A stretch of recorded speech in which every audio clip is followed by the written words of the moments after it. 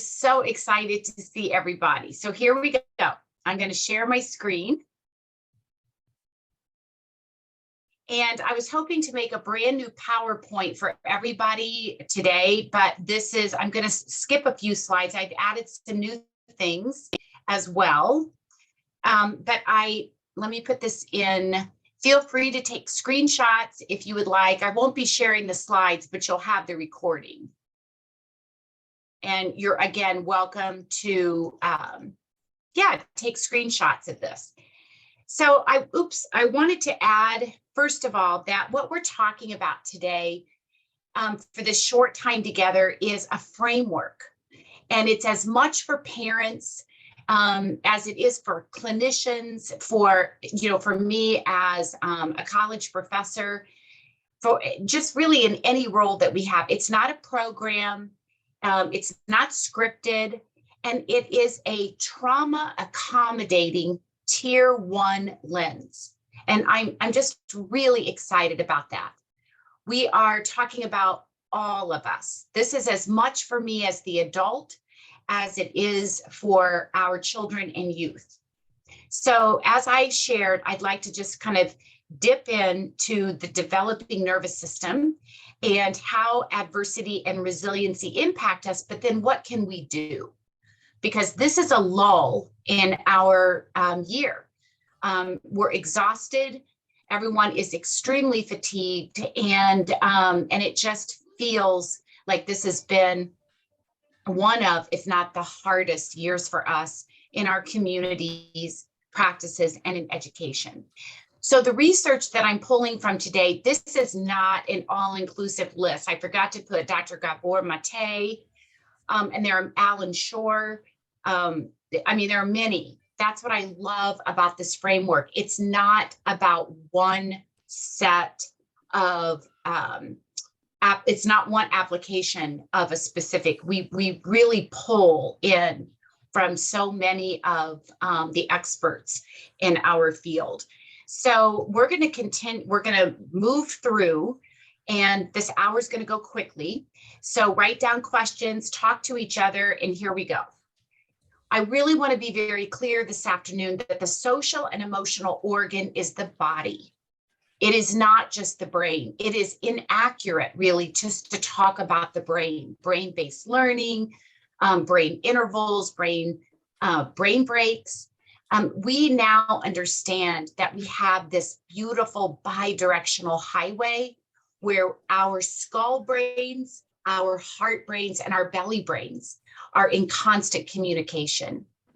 And this was shared by Dr. Ruella Frank, because I'm taking a certification right now. I can't, I have to keep learning with all of you, but both adult and youth shape one another's experience, in all moments. It doesn't happen in a therapy session. It doesn't happen in a period of time. It is what we call a micro moment, a therapeutic moment of connection. So I want to share this afternoon that awareness is all that if you leave with nothing more than awareness today, it's enough. It's transformational to be aware. We want to appreciate our experiences and at the same time, wonder about them, get curious about how these experiences are activated inside of our nervous systems today. And oftentimes, the resistance that I feel as a mom, as a daughter, as a sister, as a teacher, the resistance inside of me might have really, really helped me in the past in times of survival, but I don't need it now. And that's the plasticity of our nervous system. So just keep unpacking right now. That's all. Just with awareness, keep unpacking what you feel in your body, because we want to get under some of those feelings, behaviors inside of us, and really listen to the sensations that keep us armoring, which is kind of folding in. So we call that just contraction tension, because our bodies, our nervous systems are always talking to us. So a question that I would love to ask, right now is how do we announce ourselves to the world? This is something I talked about in Traverse City this past week. And I just want you to think, if you're an administrator on today, if you're a teacher, if you're a parent, if you're a professor, I know we have a professor from Southwest Michigan, you know, how do you announce yourself to your colleagues, to your students, to your families, you know, and what do those around us pick up and infer from our nervous system states? You know, from those sometimes very subtle and very non-conscious announcements that we do make. So let me go to the next slide here. So I am learning every day that healing is a direction and not a destination. The mind cries out, it explains, it protests, it lectures, it nags. But inside me, a voice rises and shouts, let us hear the heart and the body. Because as we are learning every day, the heart has its own nervous system. So this afternoon, in this brief moment together, I want you to think about making radical imaginable. Angela Davis describes radical as simply grasping things at the root. And as I move through school districts and as I move, you know, work with teachers, administrators, organizations throughout the world, this is a pattern that I am seeing in that we're not getting at the root.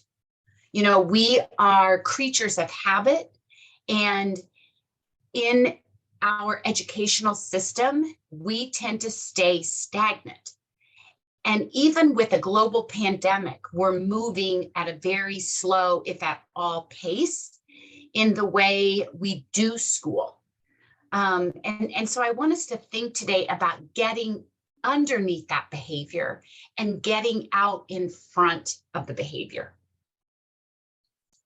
So what do I mean by that? Getting out in front of behaviors. This is radical, and yet it is something you probably, many of us as parents, as teachers, as administrators, we do this in moments. Getting out in front of the behavior is really about your procedures, and it's about your own nervous system, remembering that I am that child's relational field. That's like, I am that significant in my classroom, in my clinical practice, at my university, with my colleagues. And if I'm an administrator, my classroom that's my staff. So I am often the environment for my students. I am their relational field. And it is critical that we have that awareness and we check in with our own nervous systems. It's about our bell work. It could be about the first 5 minutes of class, a morning meeting, transitions, exit. That's discipline. This is discipline on the front end that is relational, that is preventative. And oftentimes when I'm traveling, teachers will say to me, well, Lori, what do I do when the chair's thrown? You know, and a kid has just run out of the room. And at that point, we are crisis teaching. There's not a lot we can do at that point. We've got to wait. We've got to give some time and space and breath and movement, and then we begin again. So one of the things that I am really studying right now through Dr. Frank's work is it's a book, it's a text that I'm reading called Body of Awareness, and it's talking about movement, watching how our children move, watching their posture, watching their gestures, looking at my own, feeling my own movements. I have been so aware since I have been reading this text and listening to her work in how I hold myself in all moments and what that is saying about how I'm experiencing the environment. Because movements, this is really important. This is the last bullet. Movements are organized in terms of rhythmic contractions and releases. So our muscles pull the bones either away or towards the body center, which is our belly button. So if I see a child walk in and they're kind of closed in, or I can see a child just, oftentimes just kind of clumsy, kind of tumbling, kind of flailing around, that can really show me some patterns and some feelings and some sensations that they're experiencing in that moment. We all have what I am learning is called a survival drive. And a survival drive is a lower brain region drive. It is that kind of, we dance with it all week long, all year long. When we are in a hypervigilant, hyperarousal state, that survival drive kicks in to protect us. So you think of that threat and protect state. And most of us are unaware of that survival drive. We can feel the tension, we can feel angst, we can feel it in our bodies if we bring some awareness to it.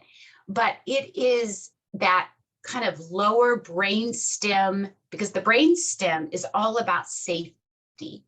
The brain stem is the oldest part of the brain, and I'm talking schematically. So please understand that the brain and the nervous system don't work in regions or sections. Extremely complex. And we know so little right now. But what we do know is that survival drive is powerful. It's geared to keep us alive. It's about safety. It's slow to change. And it's not interested in being flexible at all. So when in this moment on Sunday, March 5th, if I hear a loud noise and I get activated or triggered, there's nothing in that brainstem that says, Lori, it's okay. That's not 1993. This is 2023 and all is well. That was just a noise.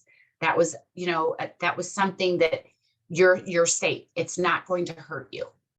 But oftentimes the behaviors that we see from so many of our children and youth are coming from a survival drive, and we misunderstand what's underneath that behavior. So for us, that survival drive could have kicked in when we were younger, when we felt that our environment was overwhelming, so that we retreated when we were little. Maybe some of us, just closed ourselves off and went into under the bed or went into under a tree or just pulled in, just disconnected from the world around us. And when we feel that today at 40 years old, or at 30 or 50 or 60 or 80 years old, it can feel the same in our bodies, but it looks different. Maybe that survival drive keeps you from just getting off the couch and paying those bills, or maybe you feel stuck, like you cannot answer another email. You cannot answer a text. It's like you can't cook dinner and you don't have the energy to go outside. Your heart's beating fast, but you just feel stuck and disconnected. So when I feel and sense a pattern of overwhelm, I want to anticipate resistance. I want to not pathologize resistance. I want my nervous system, I want to know and to really share this with my students that my body is working for me and not against me. And that's exciting. That is the plasticity of the nervous system.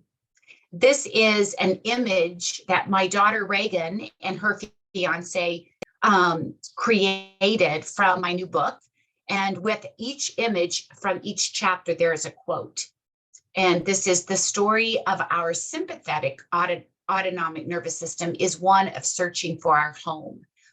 And so that when our sympathetic nervous system, which is fight flight, that our body is mobilizing energy just so that we can either get away from a stressor or to fight it off.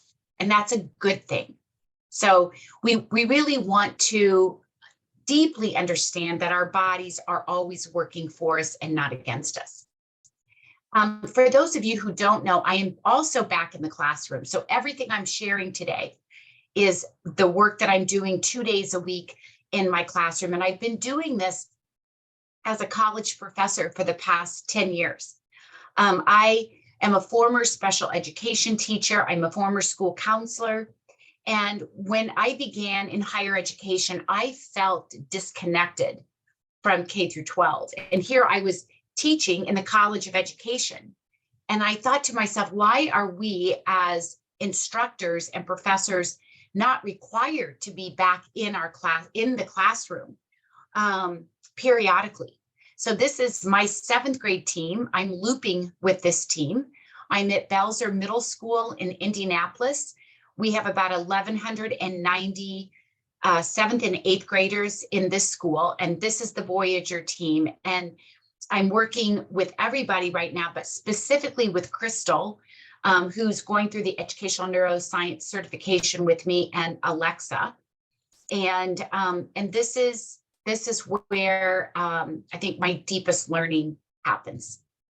So as a parent, as a teacher, a guardian, a caregiver, all of us who sit beside youth, what I'm talking about today, this framework, is about all of us.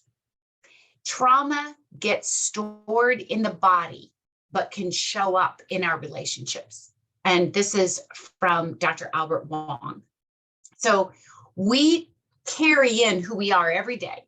You don't drop who you are when you walk into work.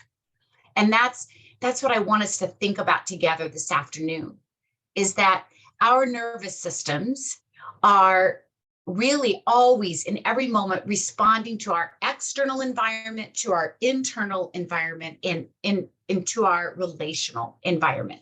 These are my 3 children, adult children, and I am a different mom today than I was when they were little. And I wish I had known what I know today in those developing years, but I'm just grateful to have the application and the translation of this research in this time. So I want you to take a look at these photos just for a minute.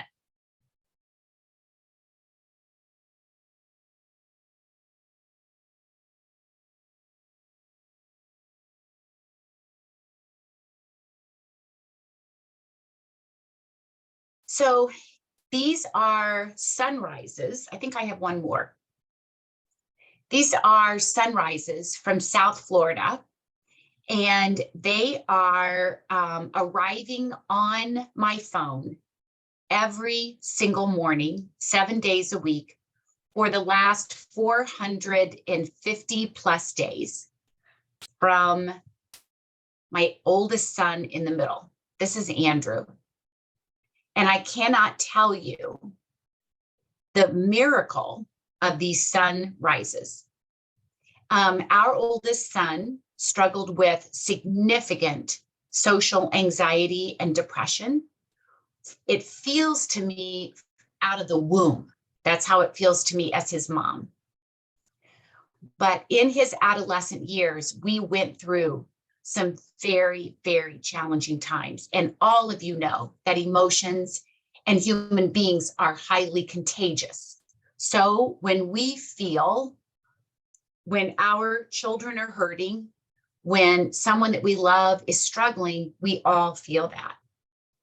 So 450 days ago, Andrew began getting up at 5:30 and taking about a 2-minute ride to the beach. And then he walked, and now he runs the beach every morning. And I share this with you because it's not the walking and the running. It is the plasticity that he has created in his life to counter the anxiety that has plagued him for 30 years. And so this is the new book. This is what I wrote about. In fact, I share his story in the opening chapter. That's why it's called Intentional Neuroplasticity. I'm not a neuroscientist. I am a teacher. I am a practitioner. But what we do know is that with patterned, repetitive activity, our nervous systems have this amazing adaptability and they change. So I want you to be hopeful this afternoon, because more grows in the garden than the gardener knows he has sown.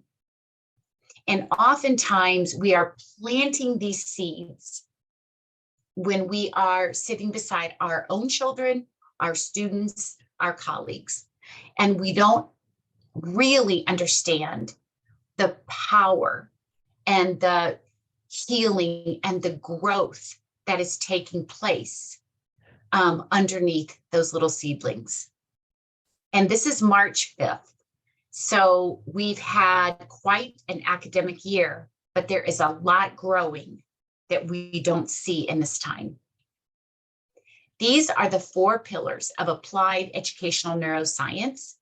And my daughter Reagan and Alexis created these. And I wanted, rather than to show pillars, I wanted to show how these trees nurture and pull from one another in their growth.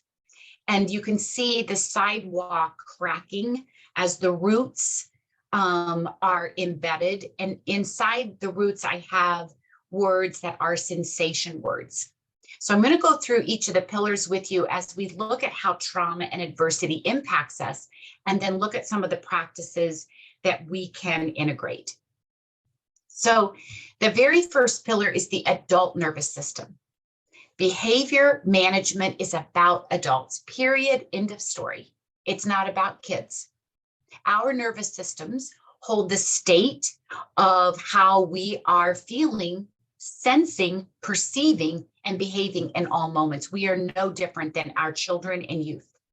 And this is a significant shift in the research, in the application of the research, and in our schools. Yet we intuit this. I have escalated everybody in my house so many times that I don't even want to say. I've escalated students in my classroom. And then I've had the opportunity to sit beside and my children, my students, and to share my calm. So the adult nervous system drives trauma work. And I don't think I've ever said it that clearly. The adult nervous system drives the work we do in our schools, in our organizations, at our universities, and in our homes, in our communities. It is about the adults. I've always loved the hollow of trees. And so this is Reagan and Alexis created this, and you can see this a wonderful educator in this hollow is taking care of himself. He is doing what he loves. He is working in his garden, and it does start with me. My body is the greatest intervention I can give to my family, to give to my staff, and to give to my students. I love this quote from Resmaa Menakem, who's the author of My Grandmother's Hands and other books. He states, settled adults have settled students. A trauma-responsive school deeply understands that the awareness to be present in ourselves is the greatest intervention we can share with our students. And that is not about always being regulated. I am talking about the awareness of when we are feeling overwhelmed. It's just this overwhelming feeling that I need to resource myself. We've got to do our own work, and that has contagion for the children and youth that we sit beside. This is discipline on the front end. This is my co-teacher, Crystal, and I don't have time in this hour to play this, but we are intentionally creating short reels in real time. This is how we start advisory. This is how we start 7th period. And Crystal and I are working really hard to be authentic with our students. We are sharing how we resource ourselves, how we support our own nervous systems when we feel overwhelmed. And she's talking with them here about going to the gym, taking a walk, just taking how movement helps her. And she says it lets that crazy out. So these are on TikTok, and they are also on my Instagram and Facebook Reels. Many, many years ago, Dr. Nicholas Long and Frank Fesser knew that kids in stress create in adults their feelings. And if we aren't prepared, we mirror that behavior. So when we think about what's happening in our homes, in our organizations, in our schools, especially in our schools right now, I want you just to ponder this question. And you're welcome to write in the chat any thoughts, any deeper questions, and really talk to each other. But we often think of discipline referrals as an indicator of student behavior. But could discipline referrals be an indicator of staff behavior? And what we're seeing, which we're beginning to collect what we call perceptual data, is that oftentimes the highest number of kickouts and office referrals, classroom referrals are coming from the same classrooms, coming from adults who are carrying in pain-based behaviors. So when we think about discipline, oh, I'm so sorry. I just made this slide and it's a mess. So I'll have to change that. I'm going to do that right now. That's bothering me. So we want to look at the stories of our discipline data. We misunderstand discipline. Traditionally, we think of discipline as punitive, or we think of it as compliance or obedience. But we know that children who carry in toxic stress, who carry in pain-based behavior, when we send them out, send them away, or seclude them, we are only re-traumatizing them, and we are reactivating their very vulnerable stress response systems. And this is so well researched. And this is the radical shift that Angela Davis talks about. So we've got this incredible organ that is experience dependent, experience responsive. It is an historical organ. It's an organ that thrives on creating prediction and correlations. And it is only a part of the nervous system. But what we do know is that this area in the brainstem region was the first to develop approximately 500 million years ago. The brain develops from the back to the front and from the inside out. And so this brainstem is all about safety. It's where our autonomic worlds live. We don't have to tell ourselves to breathe.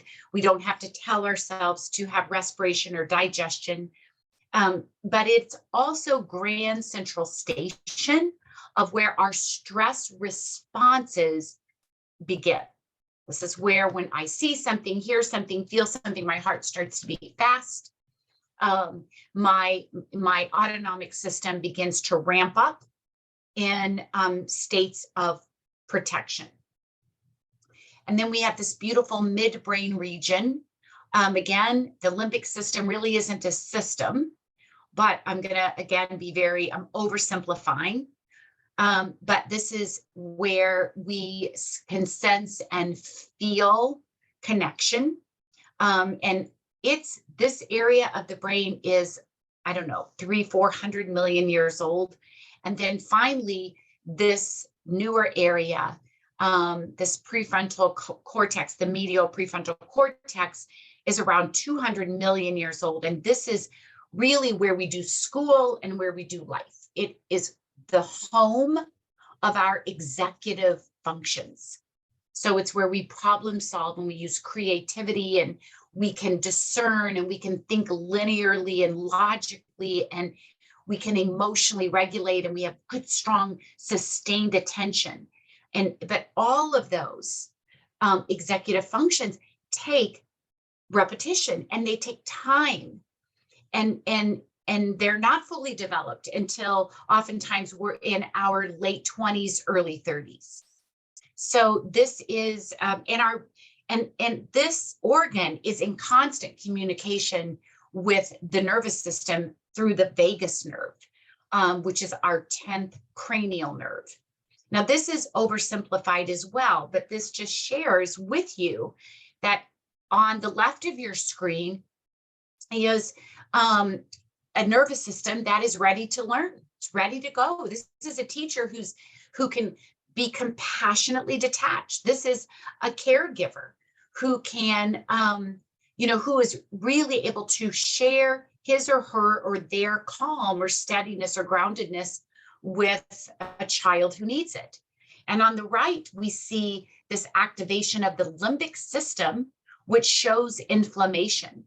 And the inflammation is, when we have an overproduction of cortisol and adrenaline. And so this could be a child who is literally living here. This is their new normal. And this is what we're seeing from so many of our children and youth, and even us.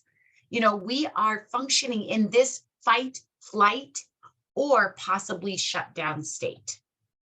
So there are two conditions that every human being has to have: to live well, to parent well, to teach well, to lead well. And these aren't extras. This goes way beyond social and emotional learning. In fact, I am moving away from the term social and emotional learning because it's misunderstood. It's not accurate. It traditionally is more about conceptual topics and cognition, but this is about how when the lower brain and midbrain regions are integrated well and organized well, they can create a pathway or a portal to this prefrontal cortex. So this is what I ask myself when I walk down hallway B. I did my lesson plans at 7:00 this morning for this week. And as I'm creating my plans, as we teach our students about their neuroanatomy, and as we weave this into subject area, I'm thinking, okay, Lori, does this feel safe for the kids? Emotionally safe? Is this going to bring some connection?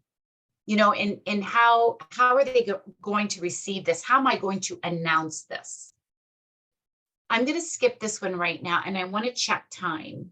And because I don't have my phone, hold on one second. So let me just minimize this really quickly. And I'm going to stop here. So, oh my gosh, it's already 4:36. Okay. So I am going to go back and share. Okay. Yes, I'm going to skip a few slides. This is pillar 2, and co-regulation is therapist Deb Dana defines beautifully is our biological priority. She actually calls it our biological imperative. And I love it can also be termed as our biological priority. It's at the heart of our discipline protocols. And it's when we can share a safe, emotionally available, kind of a sanctuary of space with our students. They can borrow some of our calm. This is a new definition, not new, but I want to share another definition of co-regulation. It is and can be defined as this beautiful, gentle, and mutual shaping of our nervous systems. Now, this is something we shared in our graduate classes just a couple of weeks ago. Is my nervous system strong enough to hold the two of us in this moment? I wish I had known that as a mom. as a young mom. I wish I had known this as a young teacher. Is my nervous system steady enough, grounded enough, strong enough to hold the two of us in this moment? Co-regulation is the back and forth ventral energy when I am in my cortex and there is that beautiful slowdown of my nervous system and I can take a deep breath. I can share that. That has contagion with a child I'm sitting with, and that's discipline. Ventral vagus energy is activated when I'm feeling safe enough, not just safe, but safe enough, maybe organized enough, steady enough, and I carry just a little bit of ease with me. And so you could see, these are my great niece and nephew. We know how to co-regulate each other's nervous system when we are literally 10 weeks old. Here they are, 10 weeks old. And Avery on the right was so upset, crying, sobbing. And Brooks looks at her and grabs her hand at 10 weeks old. And here they are a year later. This is the beautiful work of Dr. Stephen Porges's polyvagal theory. And in this polyvagal graph, which I co-created with Jennifer, who works with Dr. Porges, please make sure you're on mute. I'm getting a little back noise, so just check and make sure that you are muted. So in this polyvagal graph, we're using this in our classrooms. And up in the green is where we are functioning from our cortex. The red sympathetic pathway is traditionally known as fight flight. And then if we cannot run from our stressor or get or fight off that stressor, we move into dissociation, shut down, immobilized.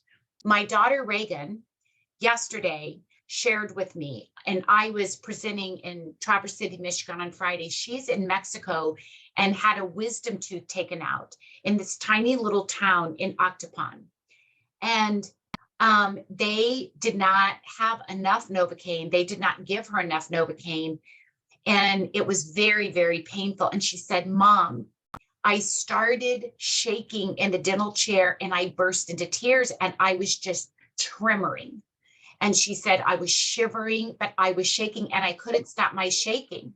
And she said, I'm so glad I knew what that was. Her body couldn't run from the stressor. It could not fight off the stressor. So her body knew what to do. And her body literally, it's called a neurogenic tremor. And this is from the work of TREE, trauma and tension releasing exercises. And so we know that we retreat, we disconnect, and we can feign death. Sometimes it is the environment is so overwhelming that we literally, it's terrorizing to the, we feel, it feels terrifying to the nervous system. But please know that this is a wonderful thing that our nervous system knows how to protect us. And that's what I want my 5-year-olds to know, my 10-year-olds to know, and my 15-year-olds to know.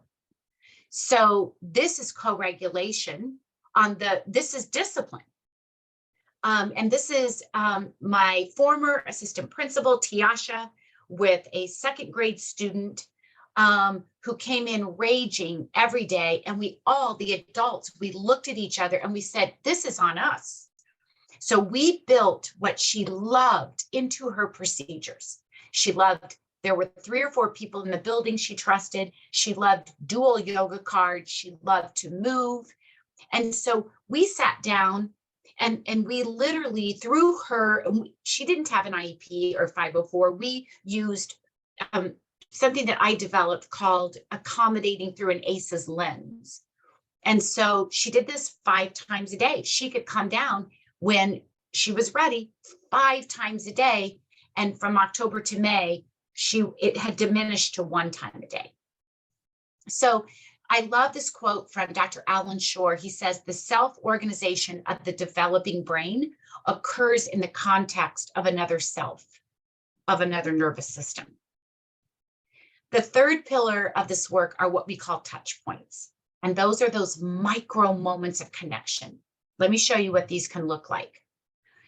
This is something that I developed several years ago, but I pulled this back up for all of you today. A touch point could be new roles and responsibilities for your staff and your students. And we're going to be adding to this.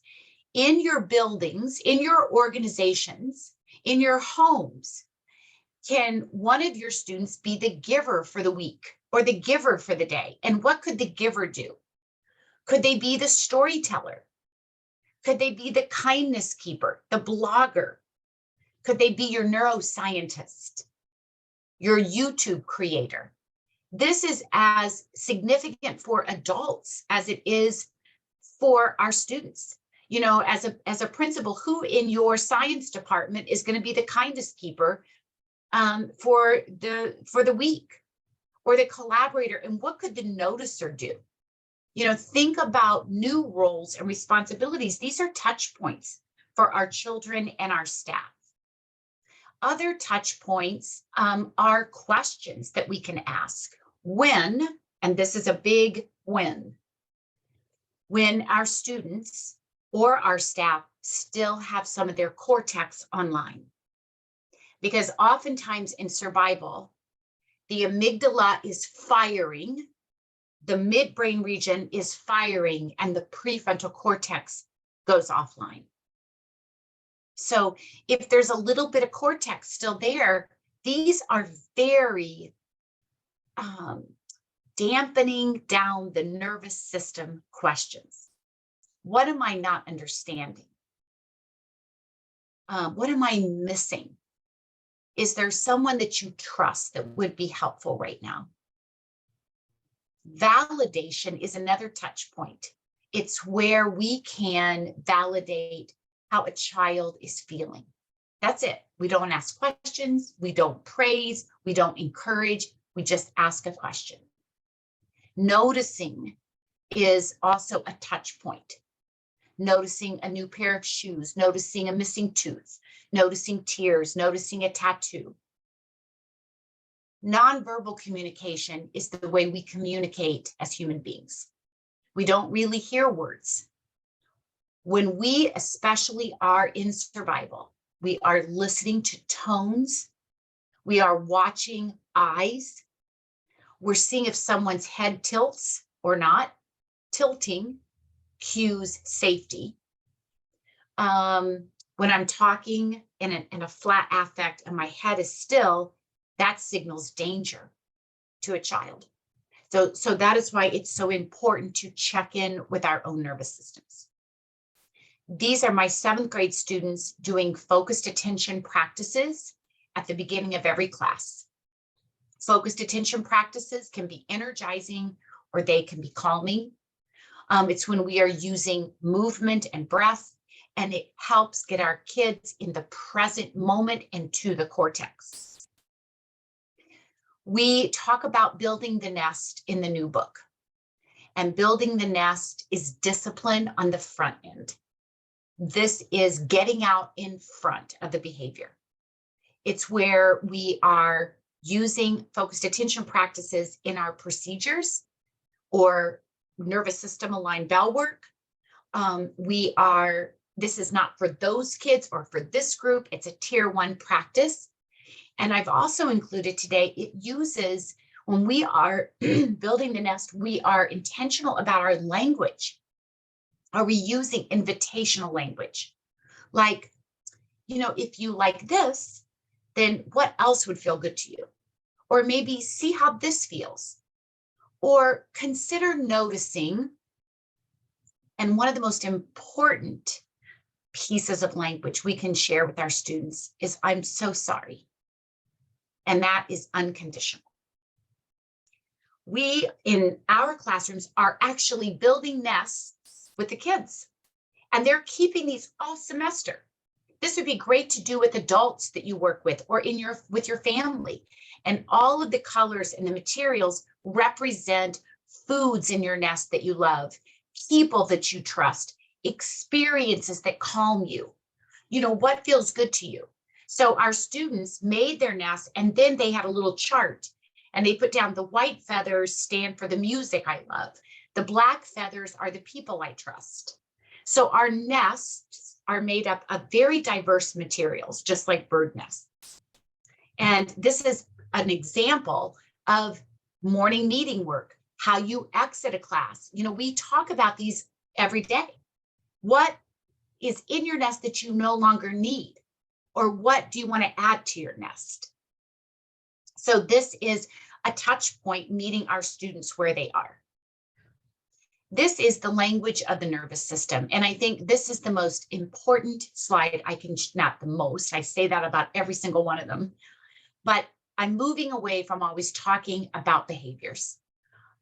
It's just archaic. We've been doing it for over 100 years. We are also in the world of education. We label and classify and give rulings to everything.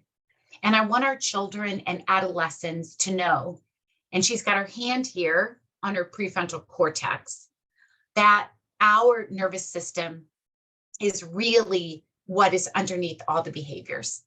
And when we begin to look at that language, it just is so powerful. This is a sheep brain that we have been using because anatomically it looks like ours. So our 7th grade students love this. And we talk about the brain stem, you can see. And one of my students last spring, I can't believe it's been a year ago, said she was holding the brain. We were talking about the amygdala. And she said, Dr. Lori, I don't know what you think, but I think this sheep was really stressed before it died. Look how swollen its amygdala is. So our kids feel empowered when we talk about the nervous system. They feel relieved.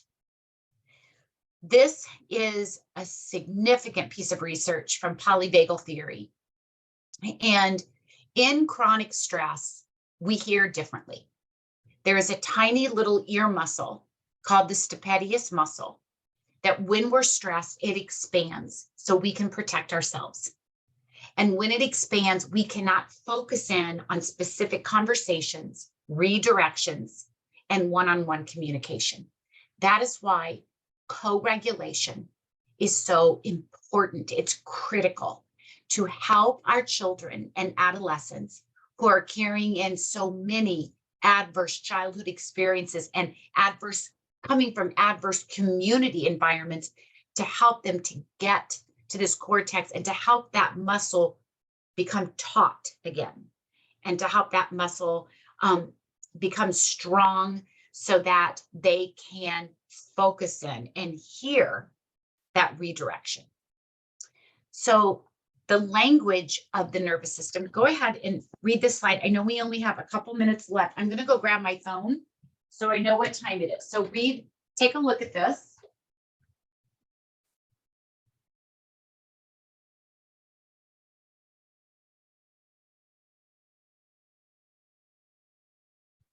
So we know that the nervous system speaks its own language, and we need to become fluent in that language. And that takes time and it takes practice. This is ANS.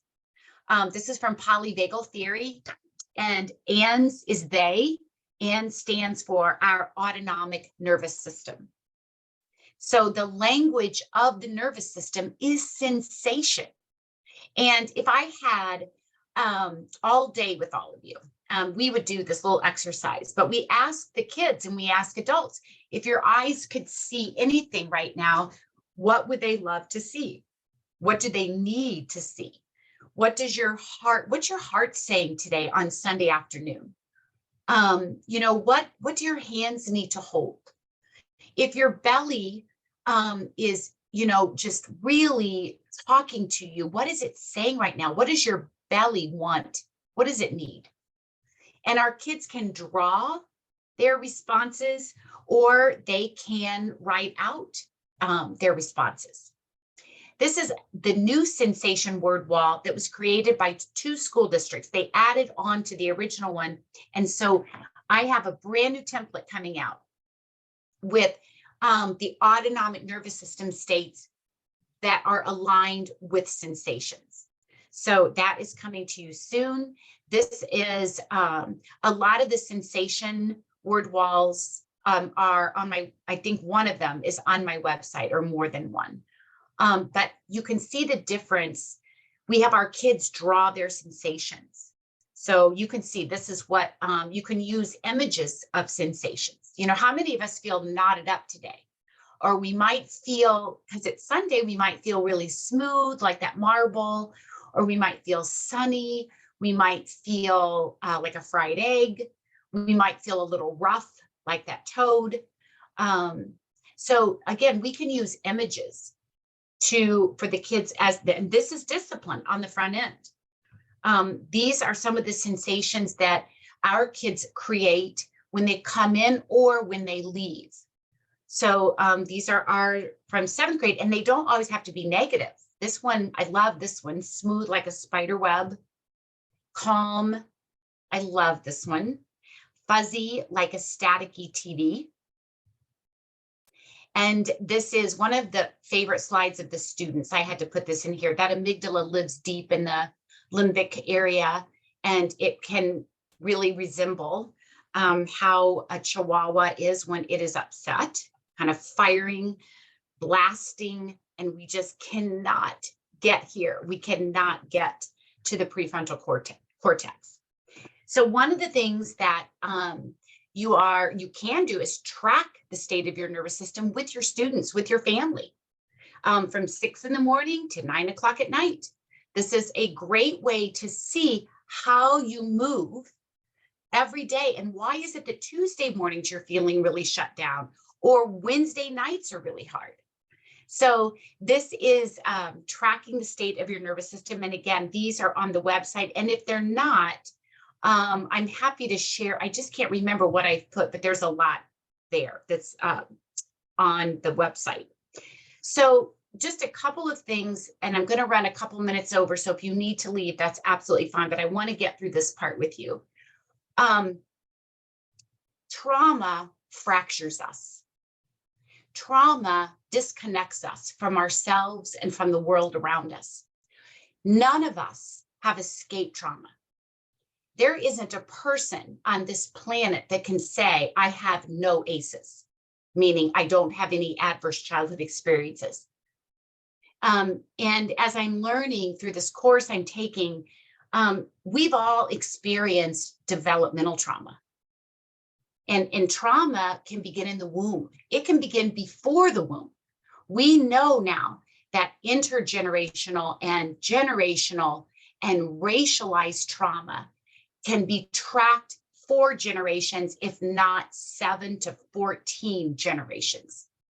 So, you know, I don't know how far back. I don't think anyone does at this point, but trauma is ubiquitous. And it's when we disconnect. It is when sensory information is coming in too much, too fast, too soon, too little, too late, or for too long. And it literally breaks apart our experiences. We don't have a narrative for what happened. We only remember a sound, or maybe a smell, or we see a color, or someone's tone, or a piece of clothing can really activate us. And we think, why? Because we weren't able to hold the entire implicit embodied memory, because it's not a declarative memory. It's not an explicit memory. Trauma is so much overwhelm that not only does it get fractured, but it's held in the body, and it's held in fragments. So it is also pre-verbal. So there is an area in the frontal lobe called Broca's area and Dr. Bessel van der Kolk talks about this extensively. And he says we do become speechless when there is something overwhelming. That area shuts down. And so those psychic wounds we sustain don't have that verbal, they can't form a verbal narrative. So please understand this, When we think about what we can do in schools, this is why co-regulation is so critical. This is why we've got to help our kids get to the cortex so that they can process and they can be logical and they can think clearly, and they can repair the rupture. We're not negating consequences, but the very first step in how we discipline is co-regulation. And then we attend and attune to repairing what was ruptured. That's so this is, I'm just skipping a couple of these. I'll be done in 5 minutes now. Images and smells and sensory experiences can activate the nervous system. And this is what we typically punish. So a kid could hear brakes screech, maybe outside a classroom window, or they see a red car, or there's a sound of dripping water, or a door slams. And we think, this kid runs out of the room, or, they yell, or, they externalize their being. We think, what just happened?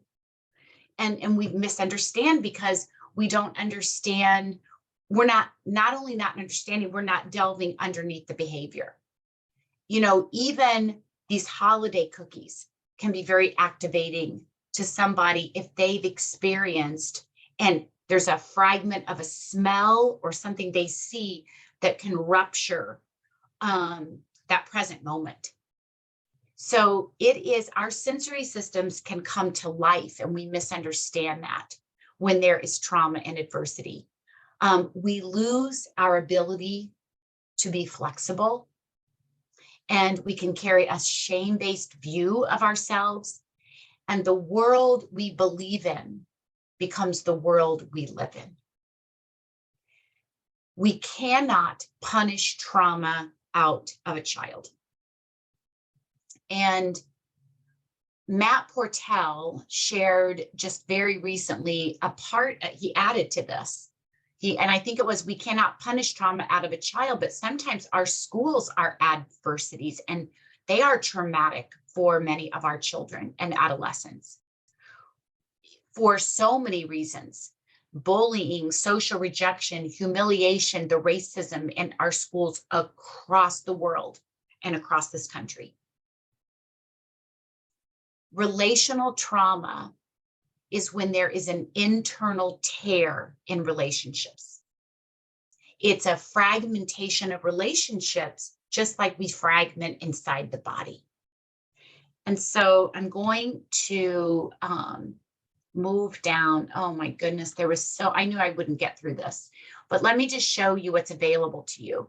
These are some nervous system reflections on the website where kids can check in with their ANs. This is on the website. These are strategies and practices that students and staff both can choose from a menu and start practicing these in all moments, so they're accessible when there is trauma. This is ANS, and we use this in our classrooms to color, to draw, to show how we're sensing and feeling our experiences. This is just a big piece of duct tape that we put up in a 4th grade classroom, and our kids made skull brains and belly brains and heart brains. And this is with Emily Ross. And so every morning when they came in, they could put their heart, their belly, and their skull brain above, on, or below the line, and they could share or not why it was, why they were sensing and feeling in that way.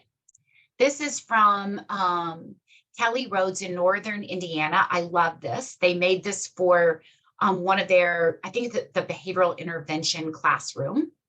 So that is another way. And yeah, and I'm going to stop with this quote.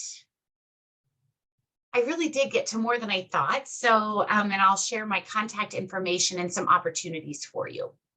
So when we think about relational wealth, there is not anyone who does not settle down a bit when they have been seen and heard and felt.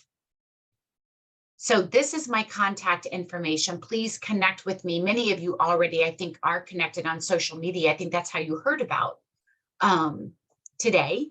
but there is my website, Revelations in Education, and there's my Butler email, and LinkedIn, Instagram, Facebook, and Twitter. Please stay connected. All of my books are found on the website or Amazon, barnesandnoble.com. And I co-authored Unwritten and Eyes Are Never Quiet with my good friend and colleague, Michael McKnight. This is, I keep saying this is my newest, but this is Connections Over Compliance, which many school districts are using and integrating right now as district reads. And this is the new book that just came out the end of January.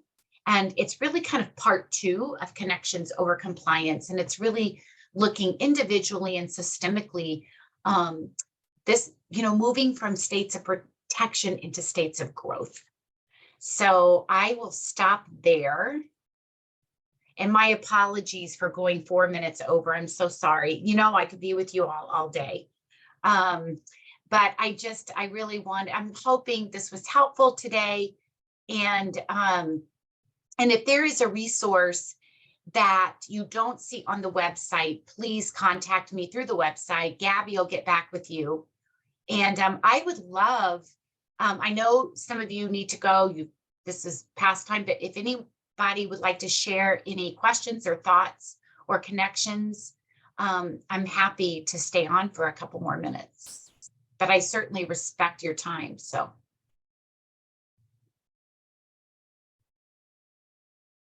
And I haven't looked, I need my graduate assistant. She's so good about reading the chat. I haven't not even looked at the chat, so I don't know if there was anything there.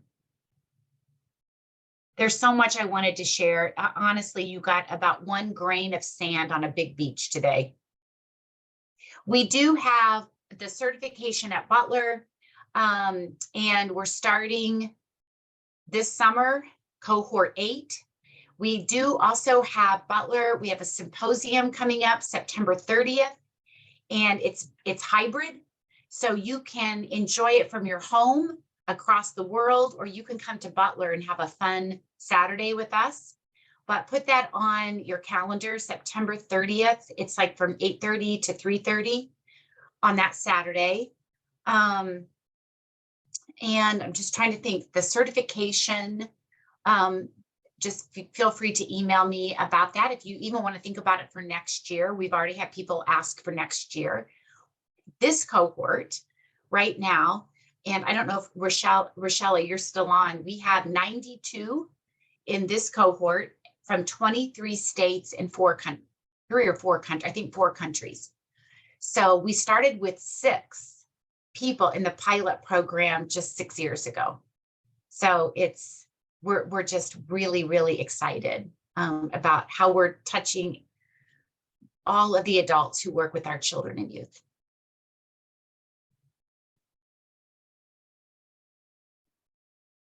I have a question. Yeah. Very vague, but something you mentioned earlier. I'm a parent of a young adult. My son has ADHD and anxiety and depression, and he's has kind of eschewed all types of medication or intervention, and he's kind of struggling. But I'm also, I have a background in teaching and special education, and I'm an educational therapist who works one-on-one with kids.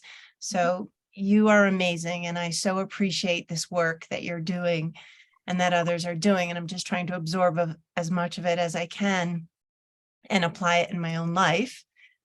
And I appreciate what you say about,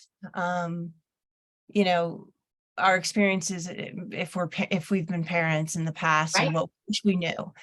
I remember very clearly, just a little anecdote, and then I'll get to a quick question. When I was becoming a special education teacher, I was completely overwhelmed. I was thrown into the classroom after 6 weeks of training. And I remember was newly separated, going through a divorce, and I had my 5-year-old son. And I was trying to have a night where we would maybe go to dinner and connect. And he was 5, and he was, dilly-dallying or struggling to whatever, get ready. And I was like panicked because I had school the next day, but I wanted to relax with him, but I was in that heightened state. And I remember like snapping at him to hurry up, and he stopped and looked at me and he said, "It's not about me, it's about you." And that just floored me. Yeah. I stopped. I don't know how he knew how to say that, where that came from. He knew exactly what was going on. I was dysregulated and I couldn't co-regulate with him. Well, I want to share that you bring up a really interesting point, and that is our children know. They, we don't ask them enough. And we come into the world and we are connected to our bodies. And we, our bodies, we are our wetness. We are our warmth. We are our satiation. We are our hunger. Our sensory systems we experience that, out of the womb, but we are socialized out of that. And our heads go one way and our bodies go the other. And especially in the Western part of the world, I don't want to speak, I'm generalizing, so that may not be the condition, but what you share is very, very true. And our children, they do know. And that's why I'm excited about the work of sensations, because that has not been in our schools, even in any program. And our kids get it. And they can recognize those sensations in their bodies, just like Reagan did in the dentist chair. She floored me. So it's really important. So thank you, Diane, for sharing that. As a follow-up, I'm curious, you said something earlier about, this survival drive, as in relation to trauma, but it sounded so familiar to me as well. If someone has ADHD or, trauma associated with that, oftentimes, I have undiagnosed ADHD, I see that now through the diagnosis of my child, but, and so I guess it's not really a question, but like the connection or how to distinguish between, and maybe it doesn't even matter. It just all applies. Yeah, so that's something that, we are really proficient in labeling, whether we say ADHD, other health impaired, emotionally disturbed, behavior disordered, that's what we do in education. And that's actually what we do in mental health. The DSM-5 is all about labels and symptoms. There's nothing in the DSM-5 that addresses the root. And it's true in our, and in how we go about with our behavioral intervention plans or our FBAs. We're all about labeling. So attention deficit disorder is an executive function disorder or challenge. I don't even like the word disorder. It's a challenge, but it also is very correlated to trauma, because children and adolescents who have spent their time scanning the environment for safety cannot pay attention, cannot be attentive, are hypervigilant, and cannot focus well. And so, there is a correlation to that as well. Thank you. Thank you. Well, thank you, everybody. Please, please stay in touch. And I just can't believe that like 95 of you gave of your Sunday afternoon. That was amazing. And I hope we can gather again.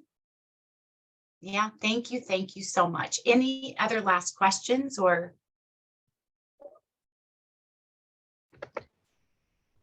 I have a question. We have a student who, I think he kind of has a profound shame sort of reaction. I think that's what he feels when something happens and, he gets something wrong or somebody tells him, not to do something or something like that.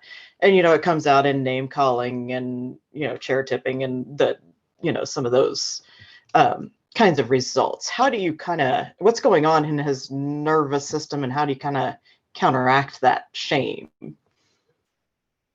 Yeah, Becky, that's such a great question. And it's a really hard one for me to answer definitively, just because I don't have the background and I don't know. So I would hate, but I do know that shame is really a survival, response. And it's also about not just feeling bad about something, but we don't feel worthy, and shame can look oppositional. It can look defiant. Shame can look violent. Shame can look aggressive. Shame can look disconnected. So, I feel like getting to, just really meeting him where he is, meeting our students where they are, in how they're identifying themselves is critical. And we give our kids menus and just say, just choose off the menu, what would feel good to you. Like when you come in the morning, I'm smiling because our 7th grade boys they still love hand lotion. Now they're inappropriate with it. So, we have to talk about that too. But they love to chew gum. They love, they love to, just there's things that they love. So I would just say meeting him where he is, validating how he feels, that's powerful. When you hear a feeling or a sensation, just say, wow, that just must be so hard, and just in noticing and just sharing your presence with him is so powerful when you're regulated or when you're aware that you Yes. have that nervous system or you're strong enough to hold him. Right. Thank you. Yeah, absolutely. Thank you for the question. Well, thank you all. It's just been my honor. Oh yeah, Andrea, sorry. I just want to say so much gratitude really for this. I learned about your work last year, and I've been really trying to get into more around neuroscience aligned curriculum and education. And I do particularly work with educational institutions around shifting away from punitive measures, from policing and carceral measures, which look like whether it's police and school programs or seclusion and restraint, corporal punishment, punitive disciplinary practices, among many others. And, bringing it to like relationship-centered engagement, healing-centered engagement and practices. And of course, uplifting that these are human rights issues because equitable access to education is a human right, and policing and carcerality impedes this access. But then with the neuroscience information that's been coming from yourself and so many others, it just kind of like is this bridge towards as to why it is about building these connections. And so, yeah, I just want to say so much gratitude to you and your work. I've been trying to share it with everybody and all these institutions that I have the ability to connect with. So yeah, just so much gratitude. Oh my gosh, Andrea, thank you so much. We have so much work to do. We have such good work to do. And awareness, and to be advocates for this work and allies for, for our children and youth that are, the disparities and the unequitable practices are just still at overwhelmingly high numbers. And yeah, so we've got some good work to do, but thank you. I appreciate that. Yeah. All right, everyone, we'll go have a wonderful Sunday. And thank you again for joining me, and stay in touch. Bye, everyone. Thank you.